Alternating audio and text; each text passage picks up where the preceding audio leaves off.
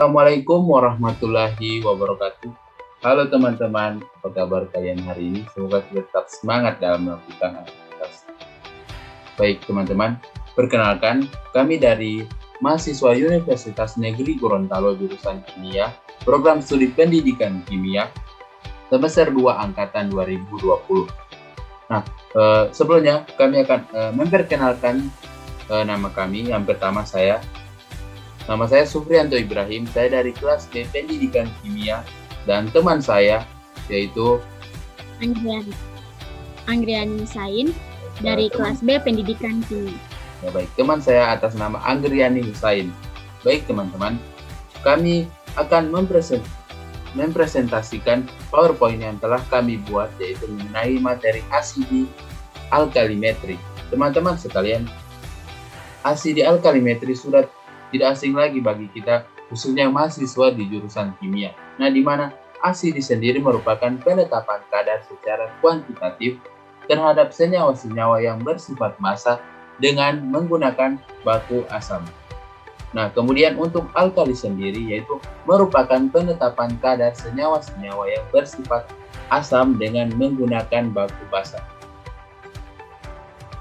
Baik, untuk agenda pembahasan kita pada video kali ini yaitu yang pertama yaitu teori asam basa, yang kedua yaitu pengertian dan alat filtrasi, yang ketiga yaitu indikator asam basa, yang keempat macam-macam dan kurva asam basa, yang kelima yaitu kami akan menampilkan video praktikum filtrasi yang telah kami dapatkan dari sumber YouTube. Nah, baik, untuk materi yang pertama saya yang akan menjelaskan itu mengenai materi teori asam basa. Teori asam basa sendiri terbagi atas tiga. Yang pertama yaitu teori asam basa menurut Arrhenius. Nah, di mana teori ini menjelaskan bahwa asam merupakan suatu zat yang dilarutkan ke dalam air yang menghasilkan ion H+ atau H3O+. Nah, contohnya seperti HCl direaksikan dengan air menghasilkan H+ ditambah Cl-. Kemudian definisi basa sendiri merupakan suatu zat yang dilarutkan ke dalam air menghasilkan ion OH-. Nah, contohnya seperti KOH direaksikan dengan air menghasilkan K+ ditambah OH-. Baik, selanjutnya yaitu teori asam basa menurut Bronsted-Lowry. Nah, teori ini mengungkapkan bahwa asam merupakan suatu zat yang dapat memberikan donor proton. Kemudian basa sendiri merupakan suatu zat yang dapat menerima donor proton. Nah, contohnya seperti HCl ditambah H2O menghasilkan H3O+ ditambah Cl-. Nah, untuk uraian reaksi di atas ini kita bisa lihat pada HCl ditambah dengan H2O menghasilkan H3O+ ditambah Cl-. Nah, dilihat dari definisi dari asam merupakan suatu zat yang dapat memberikan donor proton. Nah, di mana HCl sendiri mendonorkan protonnya kepada H3O+, sehingga yang tersisa hanya Cl sendiri. Kemudian untuk definisi basa merupakan suatu zat yang dapat menerima donor proton. Nah, kita bisa lihat pada pada H2O menerima donor proton dari H3O+ sendiri. Selanjutnya yaitu teori asam basa menurut Lewis yang akan dijelaskan oleh teman saya Anggriani. Dipersilakan. Baik, terima kasih. Selanjutnya mengenai teori asam basa menurut Lewis. Definisi asam basa menurut Lewis, asam adalah setiap spesies yang mengandung atom yang dapat menerima akseptor atau pasangan elektron. Sedangkan basa adalah setiap spesies yang mengandung atom yang dapat memberikan atau mendonor pasangan elektron. Nah, kita bisa lihat pada reaksi di bawah ini ada BF3 ditambah NH3 menghasilkan BF3N3, di mana atom B pada BF3 ini bertindak sebagai asam Lewis karena tidak memiliki pasangan elektron, dan NH3 bertindak sebagai basa Lewis karena memiliki pasangan elektron bebas yang didonorkan atau kepada BF3, sehingga digunakan secara bersama-sama untuk memberikan atau bentuk sebuah senyawa BF3 dan NH3. Next.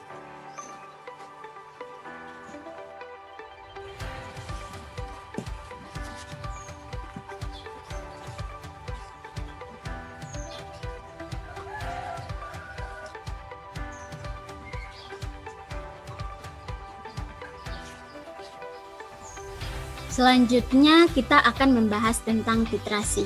Apa sih itu titrasi? Titrasi adalah sebuah metode analisis kuantitatif yang digunakan untuk menentukan kadar suatu larutan dengan larutan lain yang telah diketahui konsentrasinya. Nah, di sini terdapat dua larutan. Yang satu adalah larutan yang belum diketahui konsentrasinya dan akan kita hitung konsentrasinya. Dan yang satunya adalah larutan yang sudah kita ketahui konsentrasinya untuk kadar larutan yang belum kita ketahui konsentrasinya. Nah, pada gambar di samping ini ada beberapa peralatan yang digunakan untuk titrasi. Ada buret, pipet, statif, dan Erlenmeyer. Pada buret kita menempatkan larutan titran bisa berupa asam maupun basa. Pada pipet itu gunanya apa? Gunanya untuk memasukkan zat ke dalam buret. Buret di sini terdapat semacam keran. Keran ini bisa dibuka untuk menurunkan larutan titrat agar masuk ke dalam Erlenmeyer. Kemudian ada statif, digunakan untuk menempatkan buret dan kemudian Erlenmeyer. Dan di sini adalah ada istilah-istilah dalam titrasi. Yang pertama ada larutan baku standar, di mana larutan baku ini terdiri dari dua jenis, ada larutan baku primer dan ada larutan baku sekunder. Kemudian titran, kemudian titrat, dan yang terakhir ada indikator. Larutan baku atau standar ini adalah larutan yang telah diketahui konsentrasinya secara teliti dalam normalitas atau N atau molaritas. Selanjutnya, larutan baku primer adalah suatu larutan yang telah diketahui konsentrasinya melalui metode grafik, kemudian zat dilarutkan dengan pelarut pada volume tertentu. Nah, pada larutan primer ini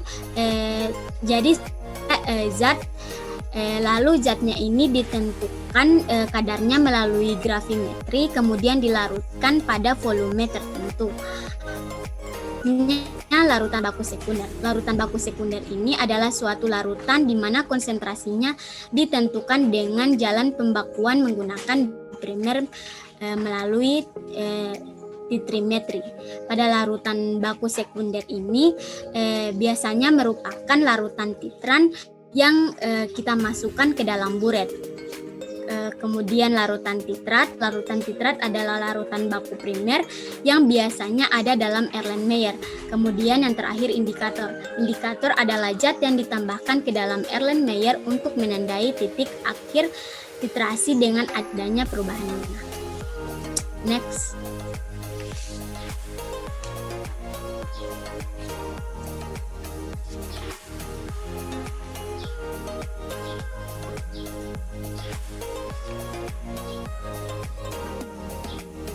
Kemudian indikator asam basa. Nah, ini ada proses disosiasinya, ada tipe asam dan tipe basa.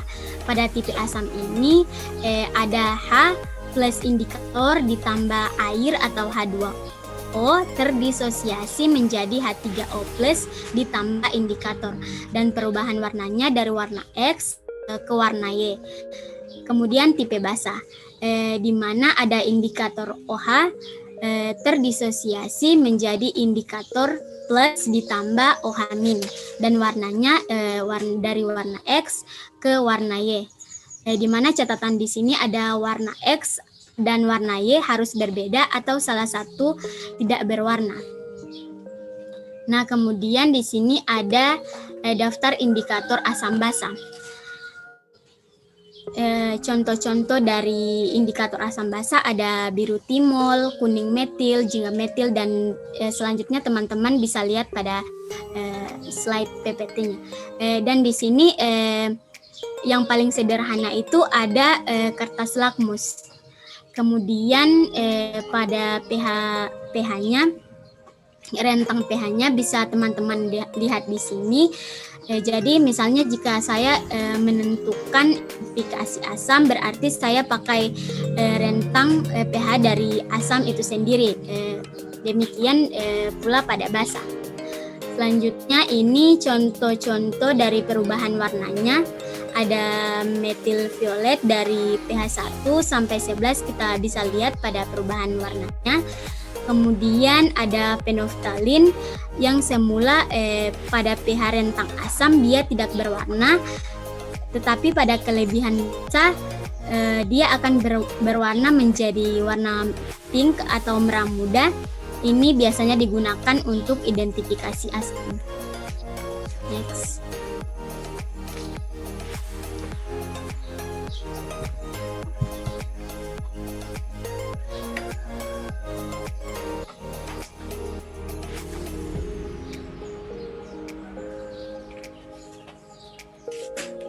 Baik, untuk macam-macam titrasi sendiri, yang pertama yaitu asam kuat, basa kuat. Nah, contohnya yaitu titrasi antara 50 ml HCl 0,1 molar dengan NaOH 0,1 molar. Nah, apabila HCl ini direaksikan dengan NaOH menghasilkan reaksi asam basa, yaitu NaCl tambah H2O. Kita bisa lihat ini adalah reaksi asam basa dari NaOH antara HCl dengan NaOH. Nah, ini adalah kurva dari asam kuat basa kuat. Nah, yang kita bisa lihat sebelum titrasi pH larutan titrat asam yaitu 1. Kita bisa lihat ini adalah sumbu X dan ini adalah sumbu Y.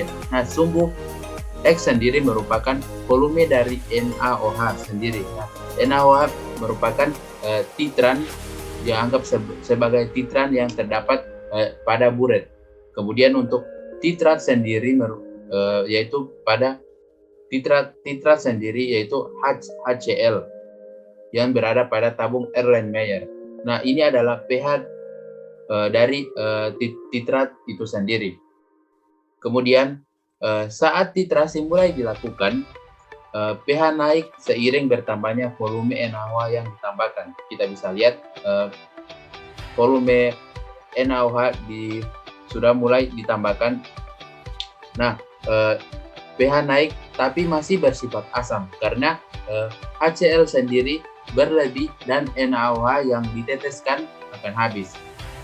Selanjutnya, apabila NaOH sendiri ditambahkan secara terus-menerus, maka HCl sendiri akan habis dengan NaOH.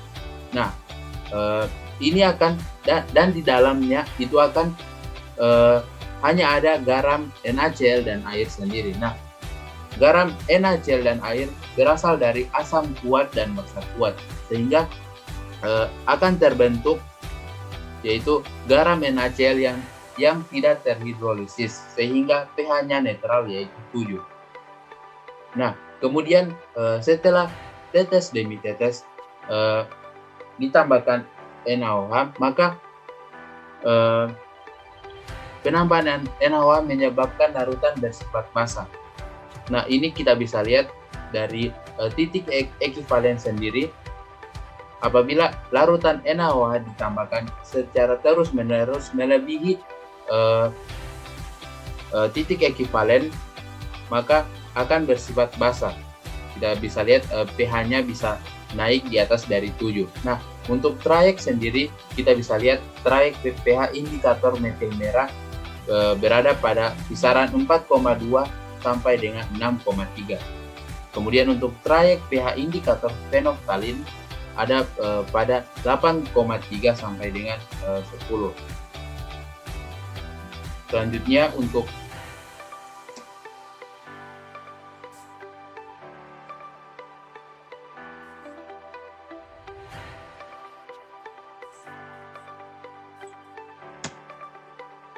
selanjutnya untuk titrasi yang kedua itu basa kuat dengan asam kuat. Nah, contohnya titrasi antara 50 ml KOH 0,1 molar dengan HCl 0,1 molar. Nah, di sini merupakan titran sendiri adalah HCl dan titrat adalah KOH. Kita bisa lihat ini adalah kurva dari basa kuat dan asam kuat. Nah, sebelum titrasi dilakukan, pH larutan titrat basa yaitu pH-nya 13. Kita bisa lihat sebelum larutan HCl ditambahkan, ditetesi, pH-nya yaitu 13 untuk larut untuk titrat. Selanjutnya itu saat titrasi mulai dilakukan, pH turun seiring bertambahnya volume HCl yang ditambahkan. Kita bisa lihat adalah pH-nya turun seiring bertambahnya volume HCl. Kemudian saat titik ekivalen, garam KCl yang terbentuk tidak terhidrolisis sehingga pH-nya netral yaitu 7. Nah, garam pada titik ekivalen sendiri yang terbentuk yaitu garam KCl yang bersifat basa kuat dan asam kuat, sehingga garam yang terbentuk yaitu garam yang tidak terhidrolisis atau netral sehingga pH-nya sama dengan 7. Kemudian setelah titik ekivalen, penambahan HCl menyebabkan larutan bersifat asam. Kita bisa lihat untuk trayek pH indikatornya untuk metil merah sama dengan kisaran antara 4,2 sampai dengan 6,3. Untuk trayek pH indikator sendiri fenoktalinnya 8,3 sampai dengan 10,0. Selanjutnya untuk asam lemak dan basa kuat akan dijelaskan oleh teman saya. Kemudian kurva dari asam lemak dan basa kuat, di mana asam lemak ini berperan sebagai titran dan basa kuat ini sebagai titrannya. Nah, bisa kita lihat pada kurvanya di sini, teman-teman bisa lihat dan contohnya ini ada titrasi antara 50 ml CH3COOH 0,1 molar dengan NaOH 0,1 molar. Jadi karena titrannya ini NaOH, maka sumbu X adalah NaOH dalam mililiter dan sumbu Y-nya tetap pH.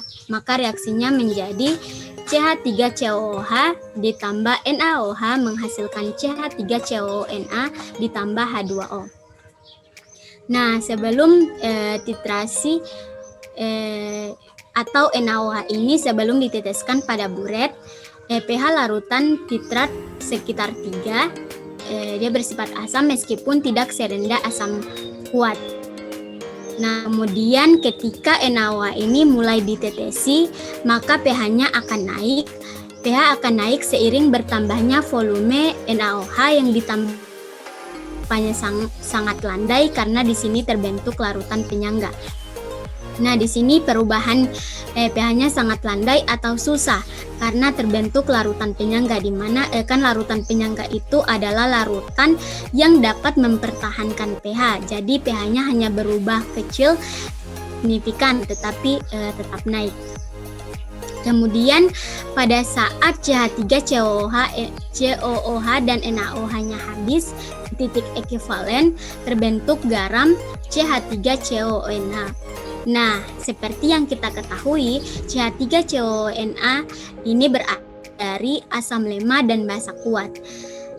Akan terhidrolisis parsial dan bersifat basa sehingga pH-nya itu lebih besar dari 7. Nah, teman-teman bisa lihat pada kurvanya ini pH-nya 8. Kemudian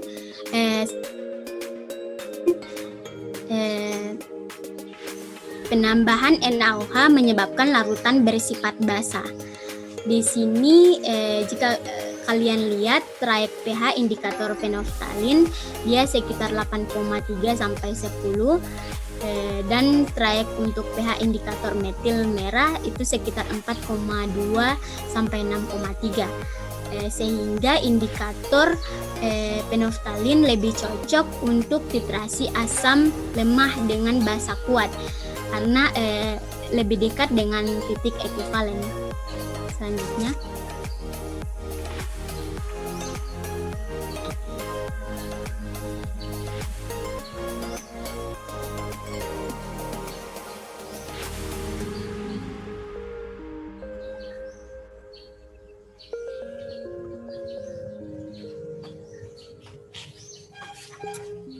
selanjutnya kurva dari basa lemah dan asam kuat. Contohnya titrasi antara 50 ml NH3 0,1 molar dengan HCl 0,1 molar. Di sini karena titrannya itu adalah HCl sumbu X dan dalam mililiter, dan untuk sumbu Y tetap pH. Titrasi atau sebelum HCl diteteskan pada buret, pH larutan titrat ini sekitar 11. Dia bersifat basa meskipun tidak setinggi basa kuat. Nah, kemudian larutan HCl ini ditambahkan terus menerus sampai NH3 akan dicapai suatu titik ekivalen. Nah, garam NH4Cl berasal dari NH3 dan HCl. Berarti dia termasuk garam yang terhidrolisis parsial dan sifatnya sehingga pH-nya itu kurang dari 7. Di kurvanya ini pH-nya ini sekitar 6. Selanjutnya ketika HCl terus-menerus ditambahkan pada saat setelah titik ekivalen, maka penambahan menyebabkan larutan bersifat asam. Maka dalam hal ini titrasi dari basa lemah dan asam kuat yang dipilih adalah trayek pH indikator metil merah karena pH-nya itu sekitar 4,2 sampai 6,3, lebih dekat dari titik ekivalen. Selanjutnya,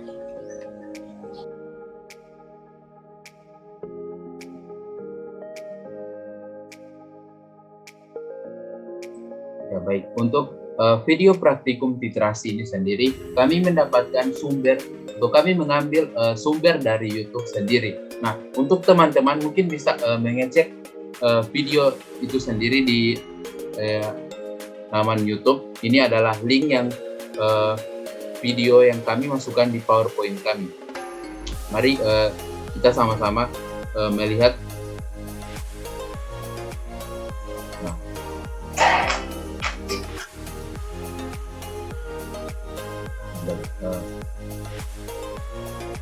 kita bisa lihat ini adalah video yang kami ambil dari sumber YouTube sendiri untuk percobaan titrasi asam basa. Nah, yang pertama yang harus kita lakukan yaitu menyiapkan alat dan bahan yang akan kita gunakan pada percobaan, yaitu titrasi asam basa sendiri. Kita bisa lihat alat dan bahannya, yaitu diantaranya adalah buret 50 ml, kemudian ada statif dan klem, kemudian ada kertas putih polos, ada labu Erlenmeyer sebanyak 2 buah, kemudian gelas ukur 50 ml, ada corong juga, kemudian larutan NaOH 1 molar, kemudian larutan HCl sebanyak 1 molar, kemudian indikator fenolftalin.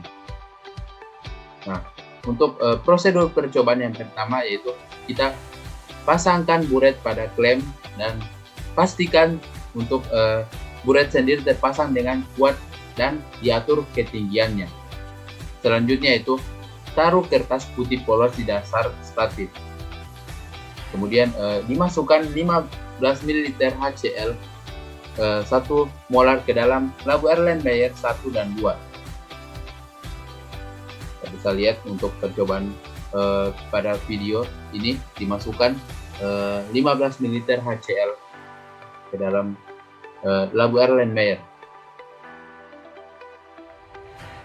Selanjutnya itu masukkan NaOH 1 molar ke dalam buret hingga angka 0 ml. Kemudian jangan lupa tutup keran buret terlebih dahulu sehingga NaOH sendiri belum langsung tertetes pada labu Erlenmeyer sendiri. Lanjut untuk kita bisa lihat untuk sudah dimasukkan larutan. Kemudian tambahkan 5 tetes indikator fenolftalin pada larutan HCl dalam labu Erlenmeyer yang pertama.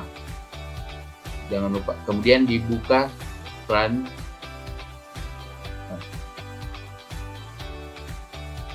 Lihat tetes demi tetes larutan yang ada pada buret sendiri masuk pada labu Erlenmeyer, dan jangan lupa digoyangkan pelan demi pelan untuk mendapatkan hasil yang lebih diinginkan. Kita bisa lihat lama kelamaan larutan pada labu Erlenmeyer sendiri akan berubah warna. Bisa lihat. Nah, untuk titrasi, lakukan titrasi hingga terjadi perubahan yang diinginkan. Kemudian catat sebanyak apa? Catat sebanyak berapa banyak yang dibutuhkan. Kemudian ulangi langkah ke-5 sampai ke-7 untuk labu Erlenmeyer yang kedua. Untuk percobaan Erlenmeyer yang kedua ini kita bisa mengulangi langkah ke-5 sampai ke-7. Jadi kita lihat tetes demi tetes larutan yang ada pada buret masuk ke dalam labu Erlenmeyer. Nah, kita bisa lihat berapa banyak larutan yang dibutuhkan. Nah, hari ini kita mendapatkan 2 data titrasi. Ini untuk hasil data. NaOH sebanyak 16,5 ml. Titrasi kedua membutuhkan 16 ml. Silahkan gunakan data tersebut untuk membuat laporan percobaan dengan format tuliskan judul percobaan, tujuan percobaan, dasar teori, alat tambahan, prosedur percobaan, data pengamatan, analisa data, jawaban pertanyaan, kesimpulan, dan berikan screenshot dari percobaan hari ini sebagai bukti Anda telah menyaksikan dan mengamati percobaan hari ini. Tetap semangat dan baik, itulah video praktikum titrasi yang kami ambil dari sumber YouTube. Mungkin untuk lebih jelasnya teman-teman bisa melihat video praktikum titrasi ini. Ini bisa kita sudah cantumkan linknya untuk video yang kami masukkan pada video praktikum untuk PowerPoint kami. Nah, itulah presentasi dari PowerPoint yang kami tampilkan. Semoga apa yang bisa kami jelaskan bisa bermanfaat untuk kita semua. Nah, mungkin teman-teman sekalian kita bisa ambil pelajaran pada video praktikum kali ini, yaitu mengenai titrasi, asam basa, macam-macam.